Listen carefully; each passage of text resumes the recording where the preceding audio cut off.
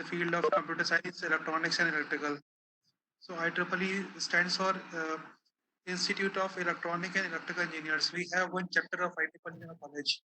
Okay, so IEEE is there to provide the standards in terms of the latest research and development in the area of computer science, electronics, and electrical. So in this sequence, the IEEE, the when body has you know when this body has divided the data link layer of OSI into two major portions. The upper half of the data link layer is called, as I told you earlier also, the link layer protocols, and the bottom half of the data link layer is called the MAC. Okay, this we have discussed during our class discussion that the data link layer is divided into two parts according to IEEE. The upper half is called link layer protocol, and the logical protocol, and the bottom half is known as MAC, medium access control sublayer. Okay, so now similarly, IEEE has categorized, or no, IEEE has suggested some protocols corresponding to the bottom three layers of OSI. For the bottom three layer of OSI, the IEEE has proposed some of the protocols. Like if we have a method, or if we have a theory, so how we can implement this theoretical concept into the practical scenario. And for this, we need some protocols. So IEEE IEEE provide standards to these protocols only. So the first, I mean, the if you consider the network control layer or network support layer of OSI, the first layer, that is the network layer, uh, we have internet networking protocol. Uh, there was a project of IEEE. The name was 802, which actually provides the standards corresponding to the bottom three layer of OSI. So I hope you have read on your mobile when we purchase a mobile.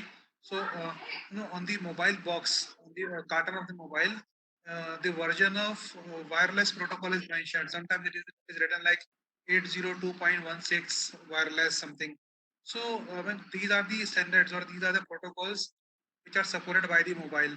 So how we have got these protocols, or from where we are getting these protocols? For this, we have a project of IEEE. IEEE 802 project, and the first network support layer of OSI, that is the network layer. Uh, it is no, it is, or we can say that it is covered by 802.1, the internet networking protocol of IEEE project.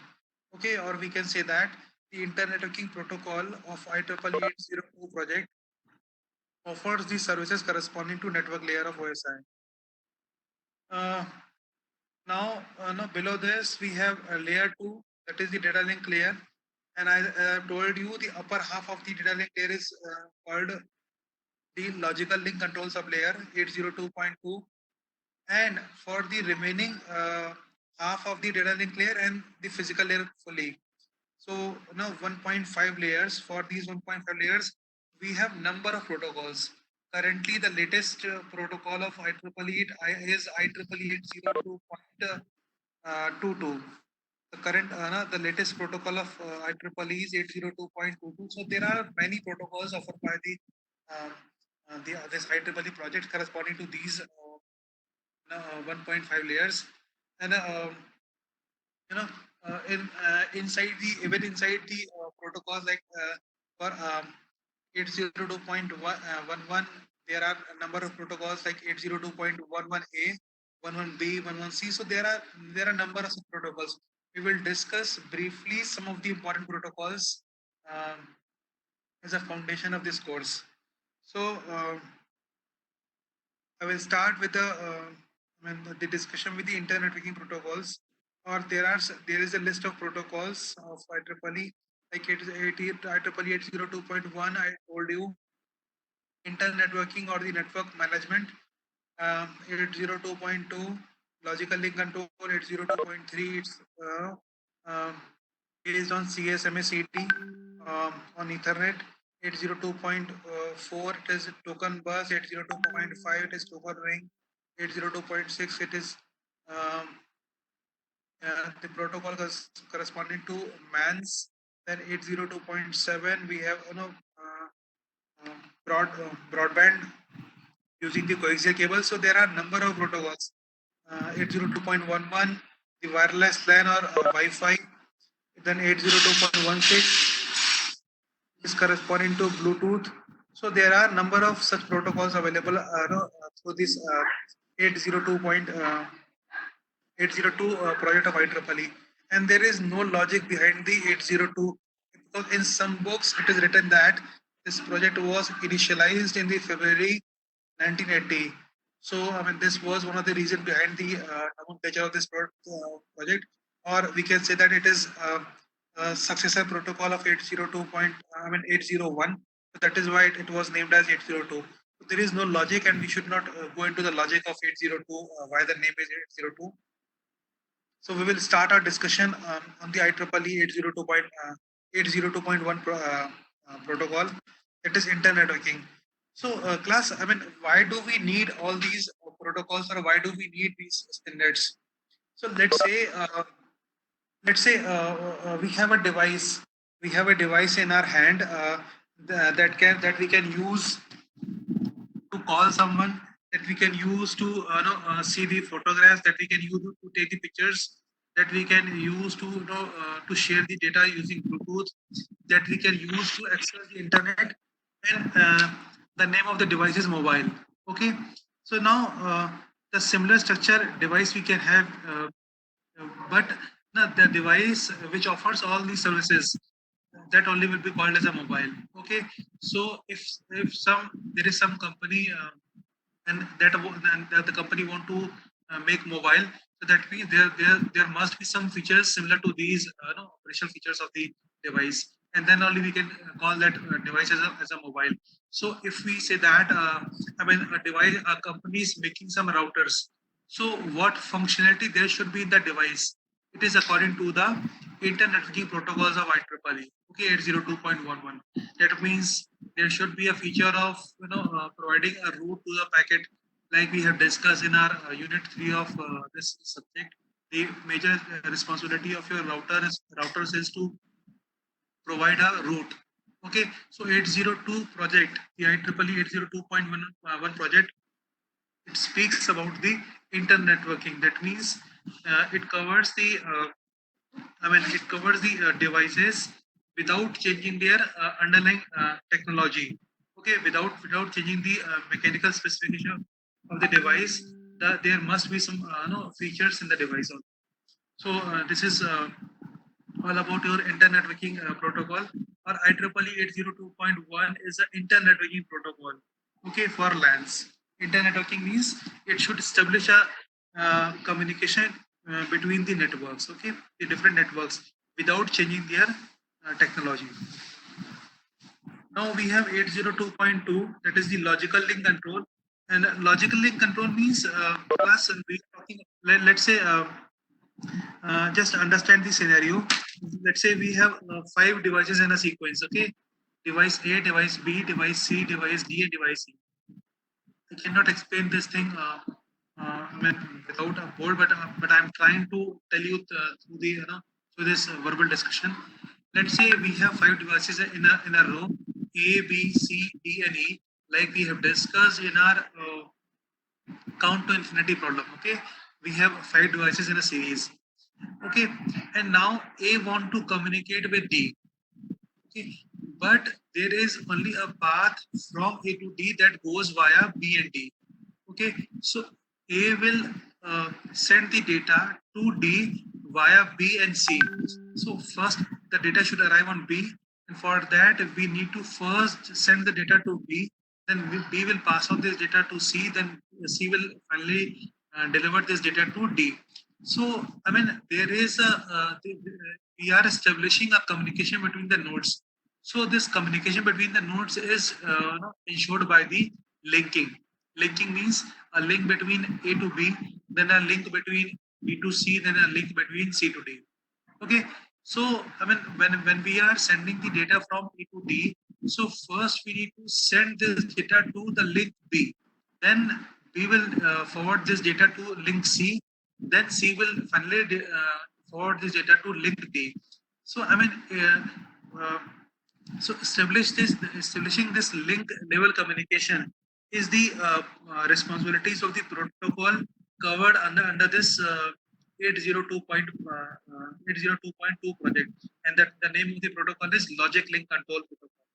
Okay, so the simple understanding of this protocol is this protocol deals about the you know the communication between the upper sublayer of the data link layer. Okay, how the link will be established between the two devices, how the link communication will be established by the devices between the two nodes.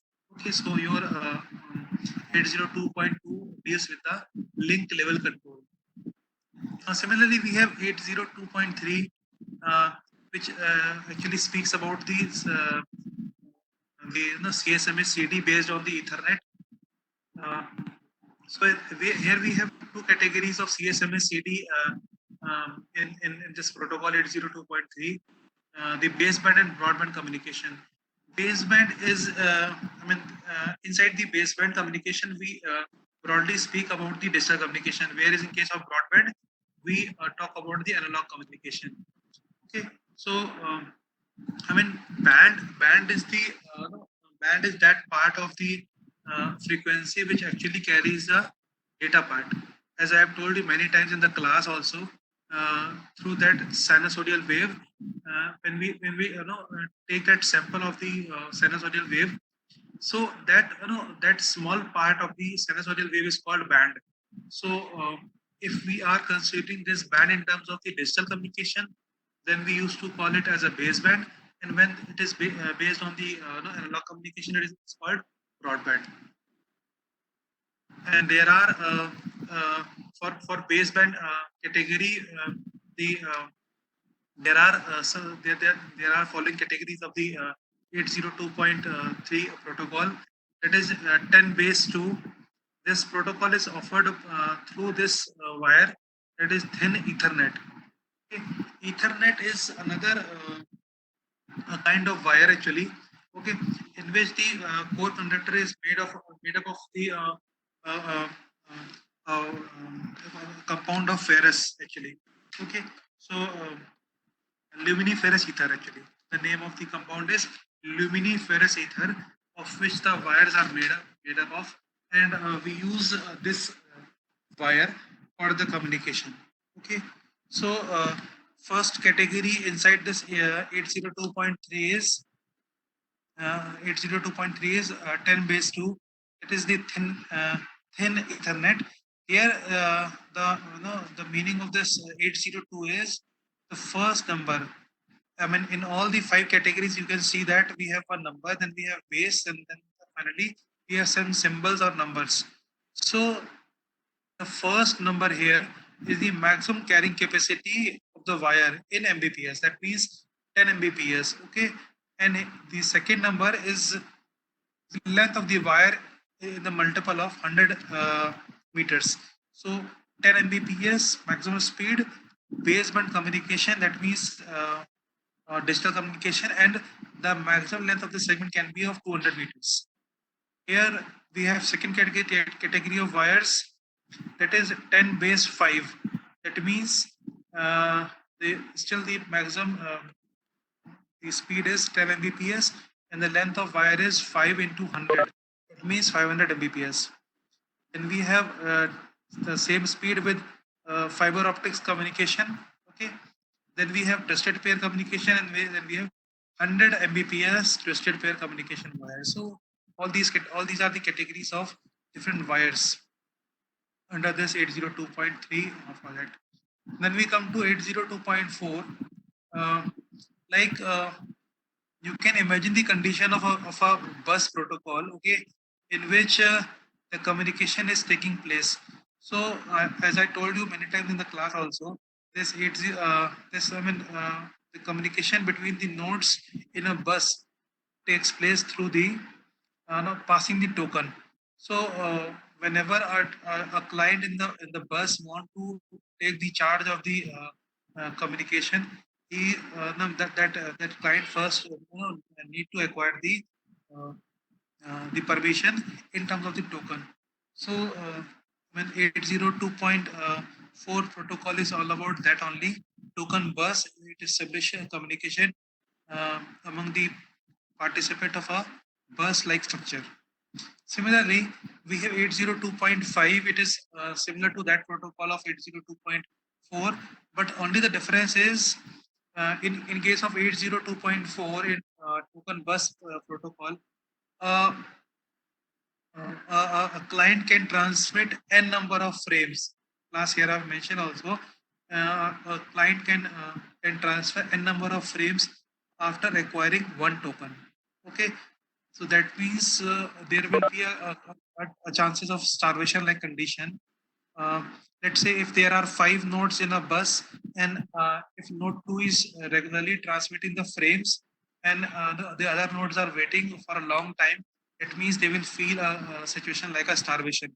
So to overcome from this problem, we have 802.5 protocol, that is token ring. Okay, in this case, I mean we arrange the sessions in a ring-like structure, and after acquiring the token, a session can transmit only one frame. So I mean, definitely it will the time it will increase at the time of communication, but there will be no starvation like condition. All the frames will get a chance. All the session will get a chance to transmit the frames one by one. Okay? So it's a round robin like protocol. So this is all about your IEEE project. Then I would like to cover that link layer addressing that we have discussed in that 802.2. What is link layer addressing? Let's say we have a host in network N1 and we have another host B in network N2. Okay, N4. I'm sorry. And now we want to send a packet from host A of N1 to host B of N4. Now we have some intermediate nodes in between. Like here we have one router, we have another router, and these are the three the switches. Okay, so the communication is taking place through switch and router. So I mean this is a symbol that we use generally for routers, and this is a symbol that we generally use for the switches. Okay, I mean this box is this rectangular box are used for switches. So when we are sending a frame from this host A of network N1 to host B of network N4, we need to first transmit it to the nearby host. That is the this particular node. And this on this particular node, which is actually a router, we have address corresponding to this node as L2. Okay. Similarly, we have L3, another address for a different path. Then um, we have L4, L5, and there are number of other paths also for corresponding to this particular link. We have the path name as L2. So we will start sending a data. That means here the packet will contain D, that means data. Then N1 means the address of the source network. Then N4 means the address of the target network. Then L1 and L2 means we will send it from the link L1, and it should arrive on link L2.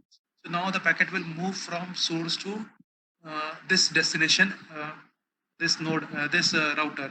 So now because the target was L2, so now this will arrive here on this node. Now,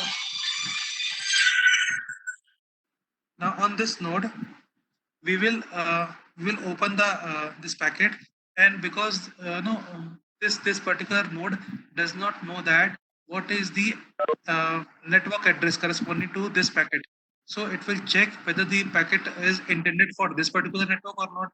Now we will get D, N1 and N4.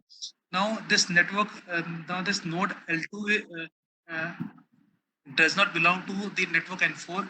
In that case, it will forward the packet to the next node. Now this we will again wrap this frame into another frame, and now this frame will have an address like D N1 and 2. That means the origin network and the target network, and then the corresponding links, that means L4 and L5. Let's say the next node after this will be this particular, and the address corresponding to this link is L5.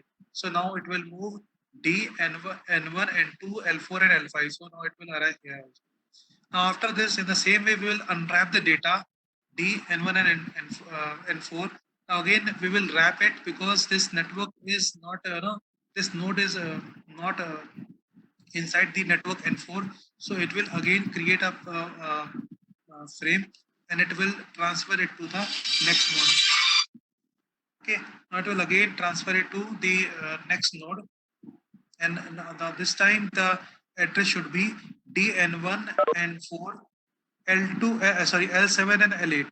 Okay, so in that case, it will arrive here on this session. This node will check whether the packet is intended for this particular host, or the in that case it will receive it, and it will forward the data to the upper layers of this protocol. So this is how the communication takes place. Plus, I hope this is clear to all of you till now, the content that you discussed till now. Hello, class. Class, is it clear till now? Do you want me to repeat some topics?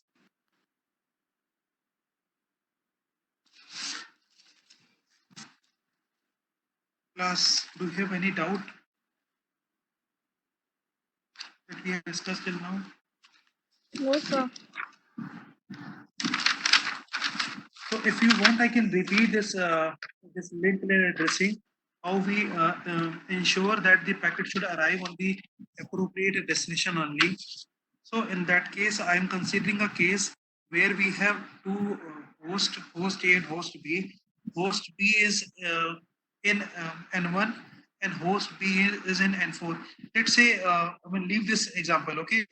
Just understand the condition where we have, I mean, we want to send an envelope to two different localities, okay? So we want to send a packet from a locality, let's say locality A to locality D. Okay, and these two localities are connected to each other through locality C and D. I'm sorry, locality B and C.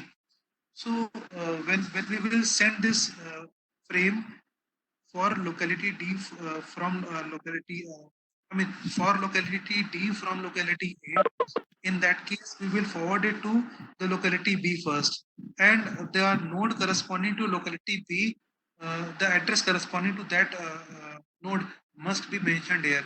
So that's what we are doing here. I mean, ultimately we want our packet to arrive on host B of locality of this network N4. For this, we are actually forwarding this packet to the nearby node, okay? And this nearby node is corresponding to network N2, but the target network is not network N2. So what we will do, we will receive the frame, we will unwrap the frame, we will check the link layer address, okay? And the corresponding to link layer address will receive it. Then we will check the logical address, okay, the N4. So because the logical address is not matching with this node, the address of this node, the logical address of this node.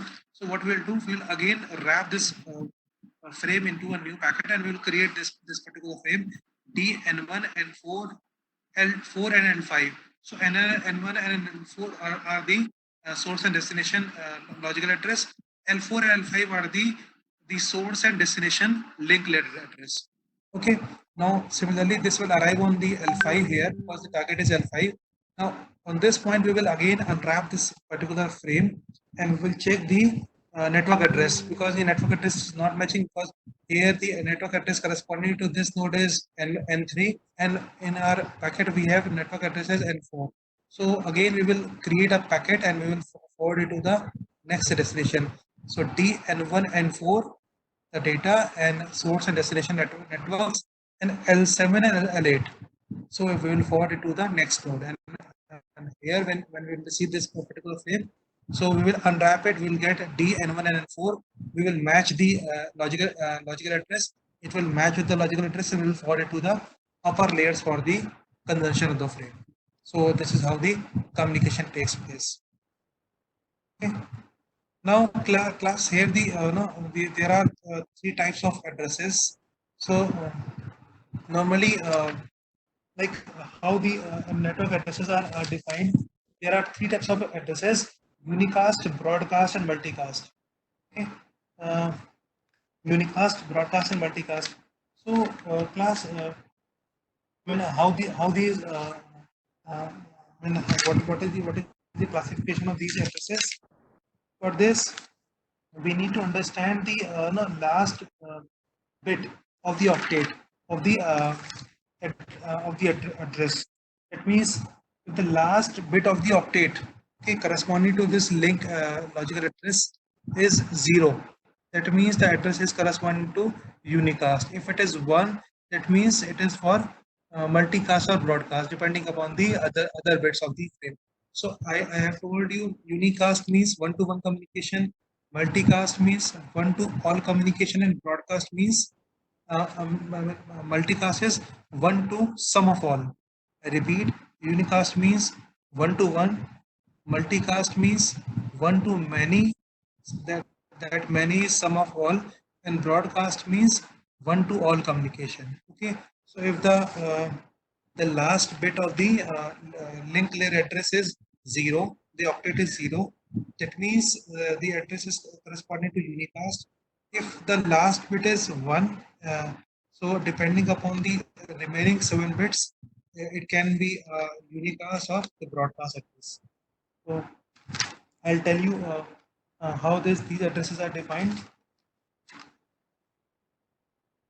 Okay, now for understanding this thing, we need to understand the structure of MAC addresses. Okay, so how do we define the MAC addresses or the link layer addresses? The link layer addresses are the 6 octets. Okay, if you want to check the MAC address of your device, just config MAC.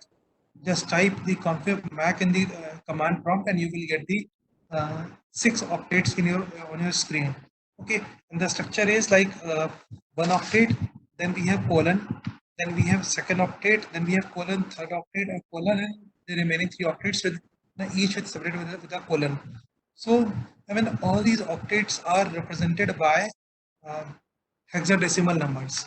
Okay, hexadecimal numbers, and we have to check whether the address is broadcast, unicast, or multicast. So when we will check the first octet here, the value of first octet will define the value of your broadcast or multicast address. So here we can see this is the structure of your address. We will discuss one question on this. So we will check the structure of this address 4A.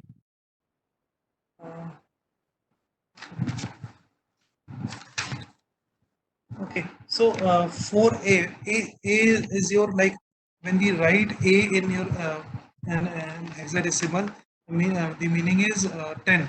So A means 10, 10 means 1010.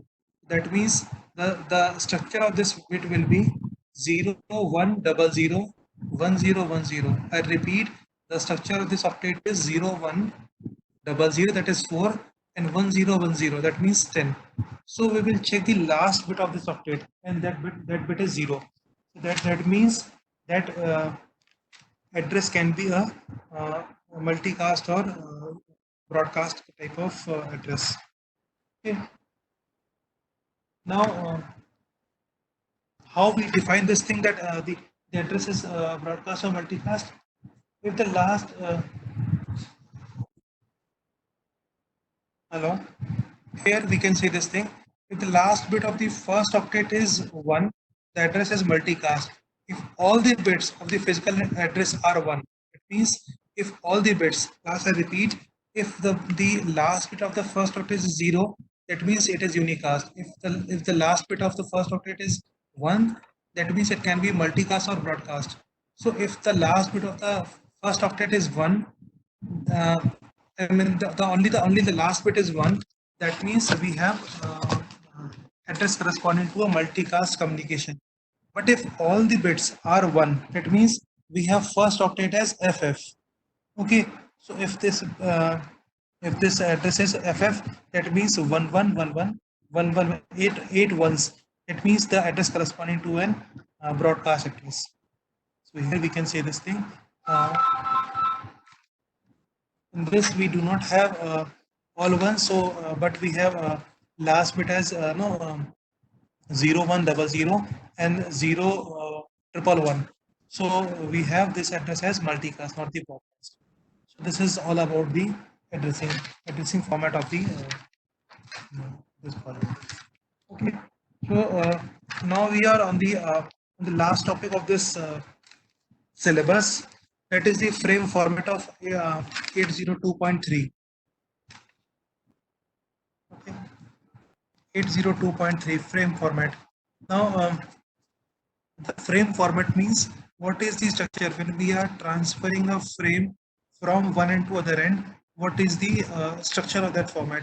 So the entire frame is divided into two parts: physical layer and the MAC layer. Because you know that according to IEEE, the bottom half of the data link layer and the physical layer are combined together. Okay, so we have here we have some part corresponding to MAC layer and some part corresponding to the physical layer. Okay, so here in the when we talk about the frame format of 802.3, so there are these are the fields corresponding to this 7 preamble bits. Okay, preamble bits means first bit of 802.3 contains 7 bits of alternating 1 and zeros. Okay, so this is a 7-bit field of alternating 1 zeros. It means if we consider 1 as a high signal and 0 as a low signal, so that means a blinking of a LED 6 times. Okay, on off like this. Okay, so if we get this kind of signal from the in the node, we consider that some frame is coming. Okay, now SFD. So this is the start frame delimiter. The field is start frame delimiter. Again, 1 byte field. In this, again the 6 bits are consecutive 10, and the last two are 11. So this is the last time for the receiver to synchronize the receiving. Okay, so these two fields are corresponding to your physical layer. I repeat, preamble 6 bits are 7 bits are corresponding to the once the alternating 10 sequence through which we tell the receiver that some frame is coming.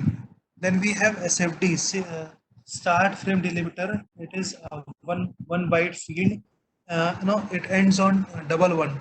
So the structure of this SFD is 101010. Okay, 3 pairs of 10 and last 2 bits are 11. So if we have this structure, so this is the last chance for the receiver to synchronize the receiving. Then we have destination address. Okay, as I've told you, like L2. So we have the MAC address of this destination, 6 bytes. Okay, 6 octets. Then we have source address, again 6 octets. Then we have type of length field, type or length field. Okay, so the original Ethernet defined this field with the type actually. In the original Ethernet, this field was defined with the type only. Simple bytes. Okay. So, I mean, what kind of data is following this particular frame is mentioned in this, or sometimes we use this field to define the length of the packet also, the frame also. Then we have data plus padding part. So the size of data can vary from 46 bytes to 1500 bytes. Okay, so the size is and the entire data is available here in this field. So if the size of the data is less than 46 bytes, we append some padding bits. Padding means some random bits to complete the minimum size of the data. And then finally CRC. CRC, as we discussed, CRC is one of the method of checking the errors in the data. So we apply that CRC part here, or we provide that CRC bits to ensure the error correction in the system. So this is all about your 802.3 purpose. And last more topic is FDDI, is fiber distributed data interface. And it's a complete theoretical topic in which we use a double ring structure for the ring topology.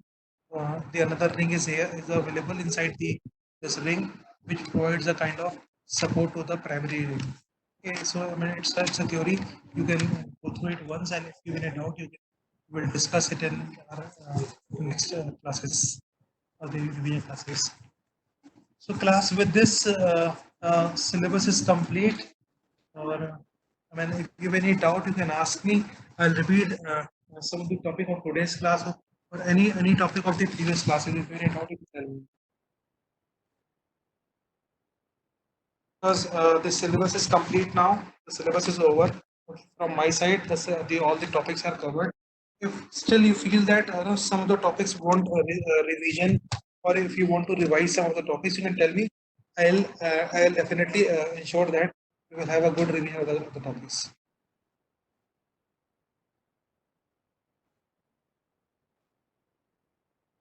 Class.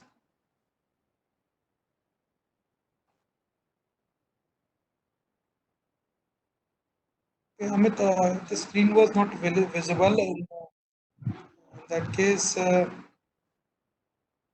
you just tell me the topic, and I'll repeat those topics. Those you could not understand because of the visibility of the screen. I'll repeat those topics in our next classes of revision. Okay, Amit, you can send me the topic name that you could not understood. The reason.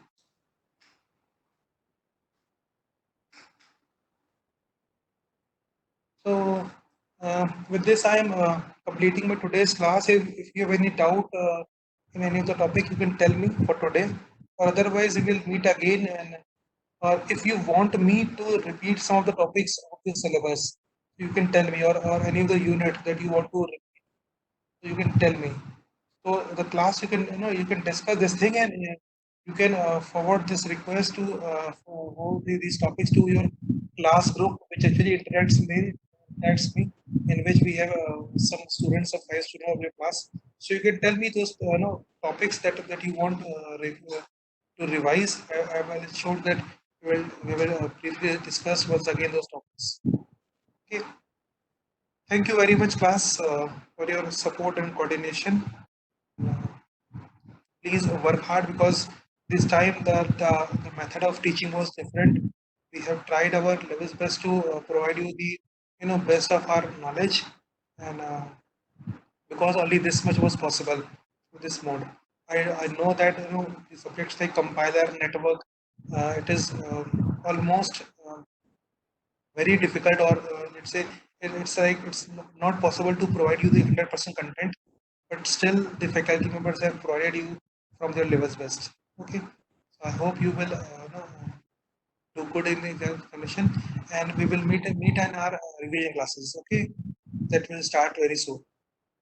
Still, if you have any doubt, you can tell me through your class group, and I will repeat those topics. Okay, thank you, class. Thank you very much.